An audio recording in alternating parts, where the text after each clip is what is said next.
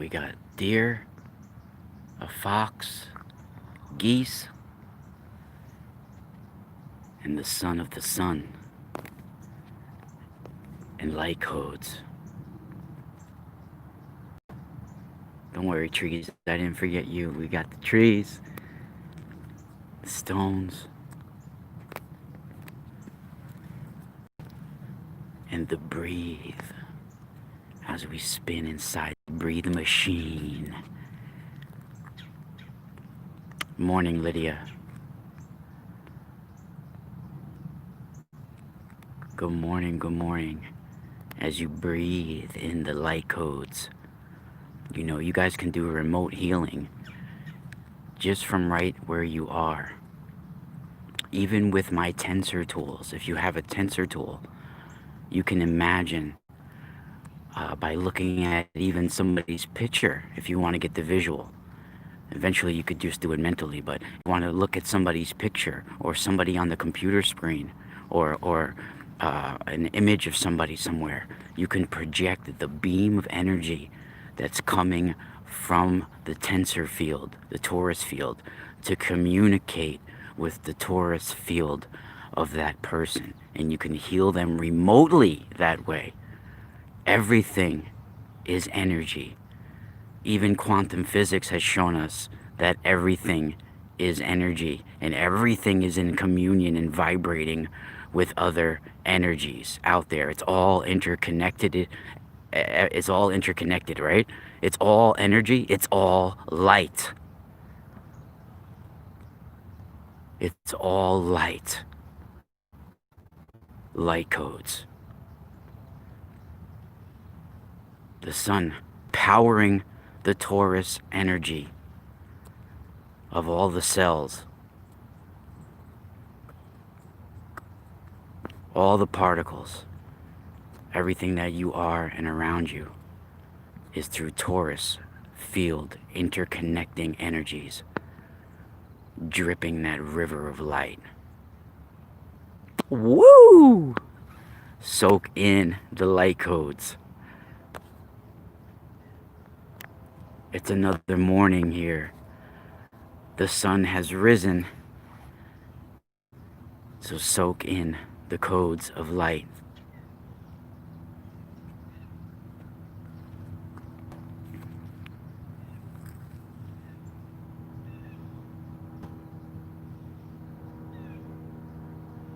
For over 4 decades, I've been in this incarnation, in this realm. And I've gone through several different lifetimes already within this one.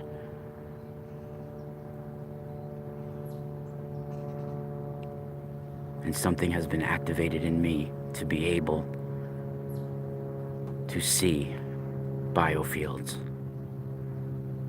to interconnect my field to other fields of energy out there. And we all have it in us. We all are travelers. And this is the way we travel. Through torus energy, through the light.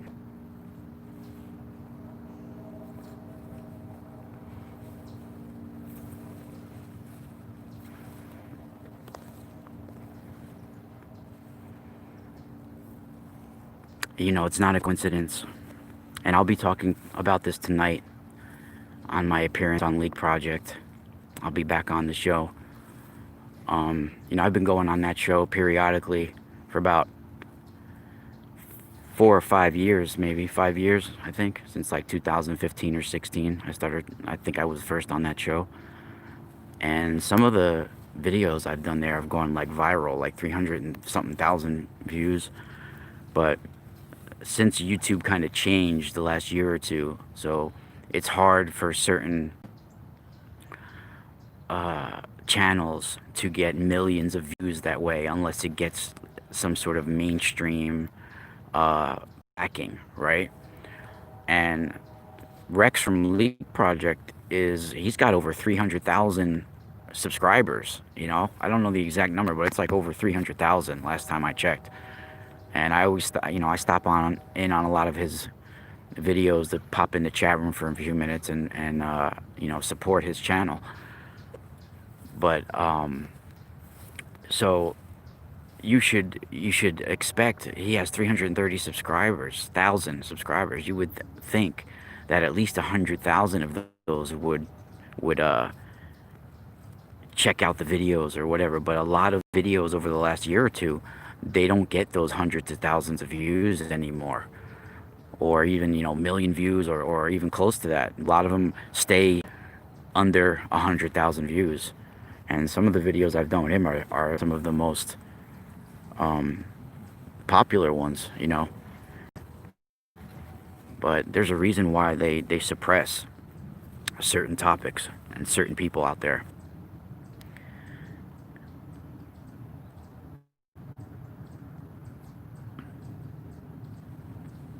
Yeah, I'm not worried about it. You know, I got an email about a year or two ago about how they can't explain it why, but my viewers, my subscribers, and my viewings watched are significantly higher than what's showing, and they couldn't explain why.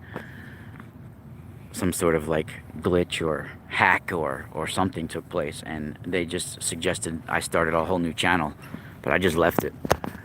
You know, I might start another side channel eventually, but I'm not worried about how many subscribers. I know the 4,000 something subscribers I have is probably actually more close to 40,000 or 400,000, because I've been getting emails from people all over the world for years, and sometimes hundreds a month, you know, or more. So, oh, I just found you, this, that. So it's definitely way more than what's shown, but it's not something I focus on or complain about, or really doesn't really bother me in any way. It's not like I get paid by YouTube. It's not like they give me money, really, you know. Maybe a couple $100 a year, if that. So, like, I've never made more than $500 for the year, pretty much, from YouTube. I don't consider that a source of income, really. I just do this for people.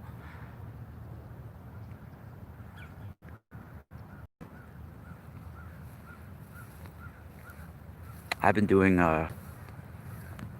chats and discussions and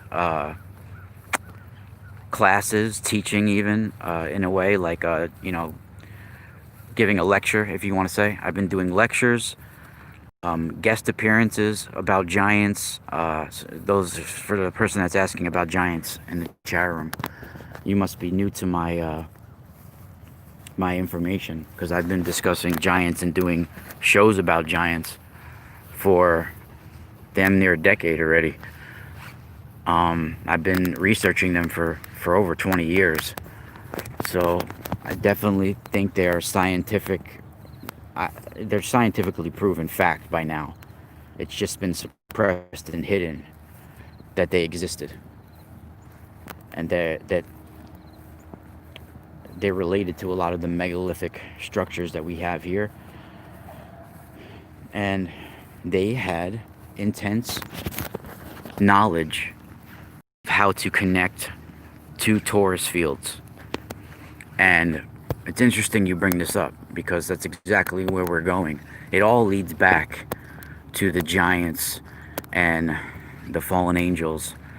All of this, it all leads back to giants and if you want to call them aliens or fallen angels or other dimensional beings, however you want to look at it. A lot of the structures, a lot of the sacred geometry, all of this stuff, all of it comes from these origins. This is how it ended up in this realm. And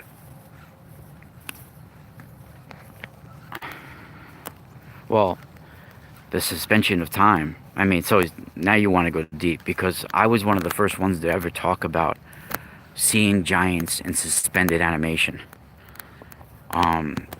I was having visions 5 or 6 years ago, and you can go see back on in my videos, back on former radio interviews that I've been on.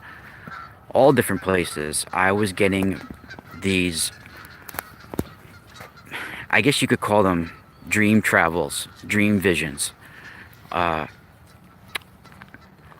I guess you could say, like, and I hate putting labels on saying somebody is psychic or like a dream seer or whatever, but that's the best way I could describe my abilities is I could be even in a waking state where my body seems to just go into a trance for a minute, and I'm giving a knowing along with some sort of either symbol or imagery or movie like charades or some sort of face or some sort of shapes or color or some sort of symbolism will come towards me with a knowing associated with it. Where as I see it, there's a flood of information that just comes over me like a knowing. And it took me a long time for me to even develop that ability. At first, it would come with a symbol or something without any explanation, without a knowing. And it would be really hard to interpret it. Now, for the most part, I understand what I'm seeing. Even the way certain numbers come at me. Like the certain numbers will come at me like tall and big, like a towering building or tree or some sort of heavy, imposing view. Like nines are like that. When you see it, when a nine is shown to me, the number nine, it's a very imposing type of towering feeling, like you're getting like a giant powerful energy is looking down upon you, and you can't even conceive how massive it is. So it's weird to describe it. It's hard to describe the correct way, the way I see and feel things. And it happened from, I think, from trauma, head trauma, my near-death experience, and from almost dying, that my body was changed. And I was hypersensitive in all sorts of ways. And in one of those ways is by seeing energy fields and feeling energy fields. And it's taken me most of my life to even understand it and feel it and like understand what I'm feeling and seeing and interpret it the right way and realize you're not crazy. So I spent a lot of my life trying to numb it and run away from it when I was younger. And then, you know, in my early to mid 20s, it's time to freaking change. You know, I'm gonna kill myself like this, so I need to just come to grips with what I am and who I am and make the best of it, because it's sort of like a blessing, a curse.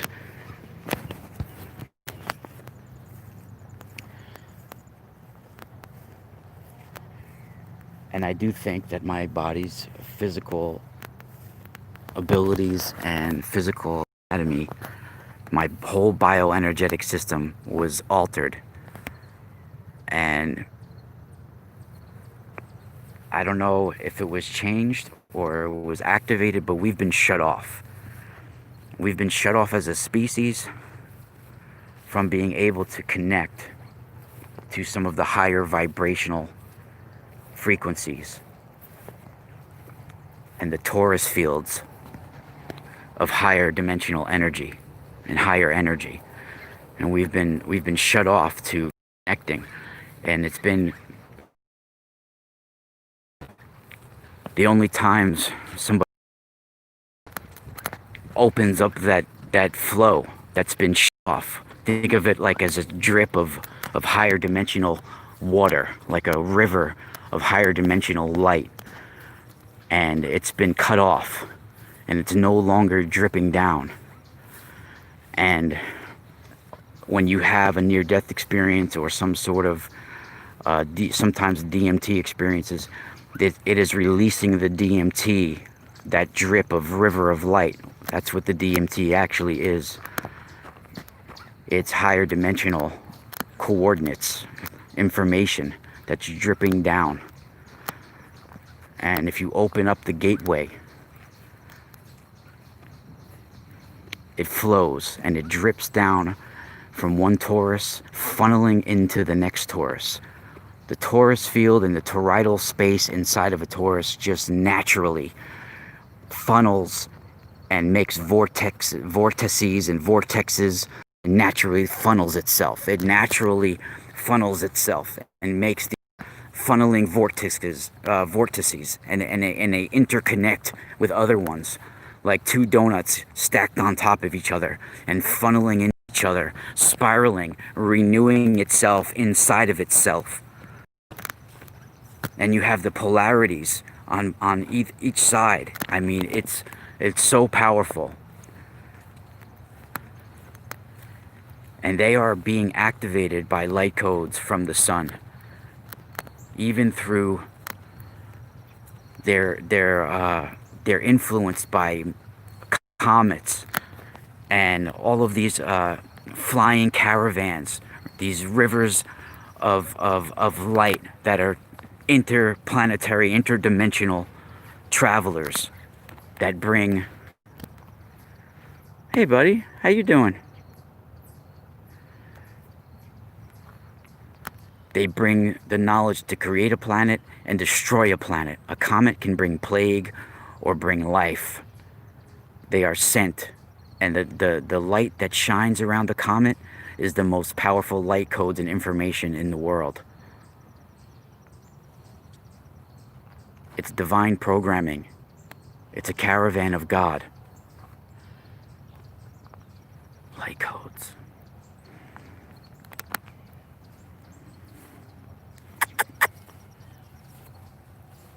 You don't gotta go nowhere, buddy.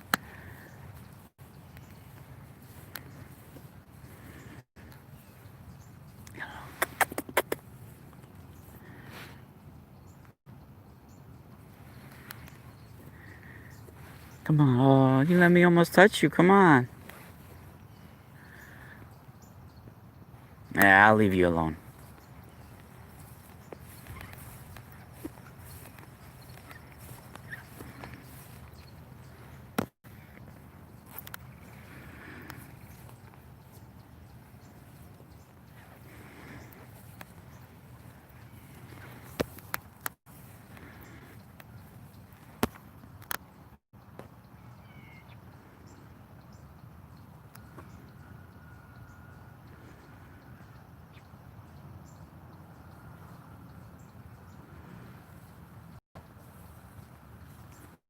Alan Holman. I know that name.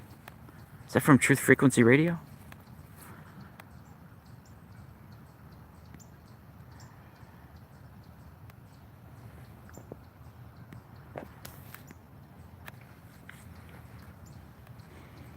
Light codes.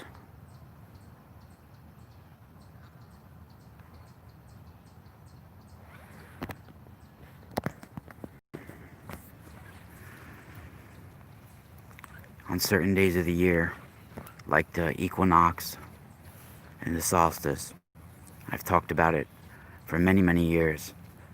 It's part of my hereditary lineage.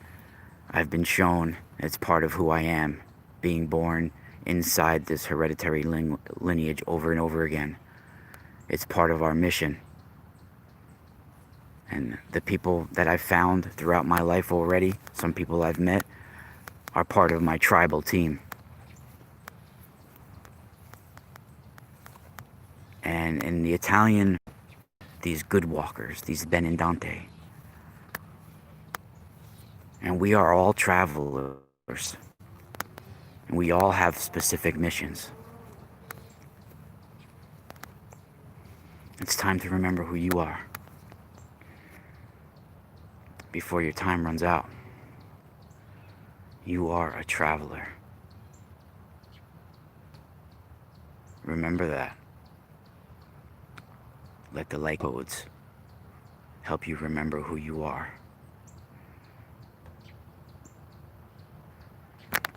I'm going to be revealing a lot what I found out about stone circles, how the giants and fallen angels were using them to transport and transmigrate souls into other people.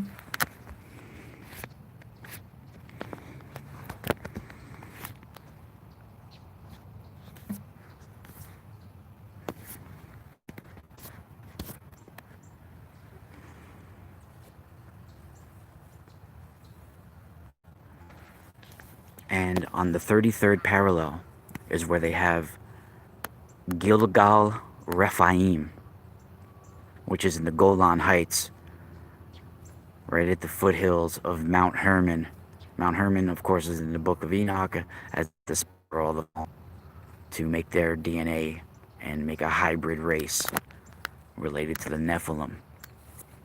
And Mount Hermon and that area, Bashan, Lebanon, that area happens to be on the 33rd parallel. And this is in Golan Heights, where they have all the stone circles. Gilgal, Giljal, basically means stone circles.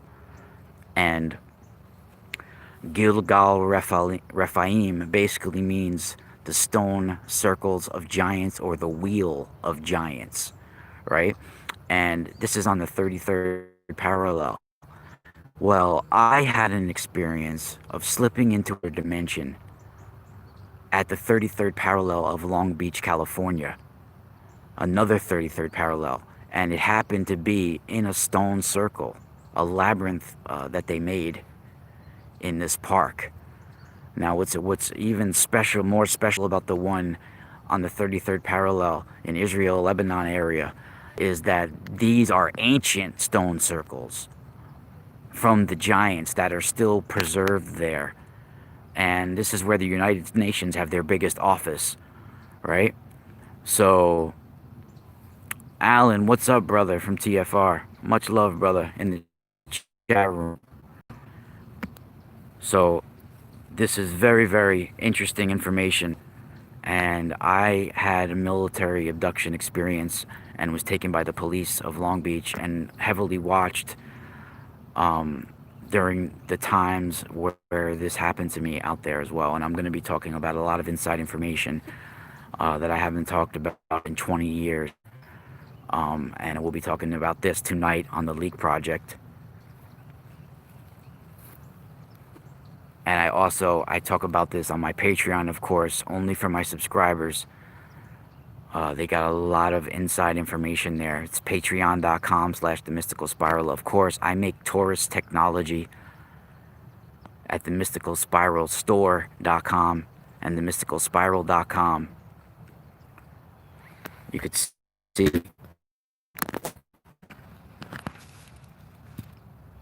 this is a light machine, a harmonizer. It connects you to the toroidal movement of higher vibrational energies. It pulls all the negative energy in the atmosphere around you. Well, not all of it, but some of the negative energy in around you. It helps to pull the negative energy around you and your atmosphere and your body into the bottom, and it replenishes it out through the top and back in. It's a harmonizing system. These are made from pure copper with the AccuVac coil in the middle. Basically a stack of tensor rings coiled together. And this is made at 144 megahertz, which is harmonic light speed, the sacred qubit. Thank you, everybody, for joining us.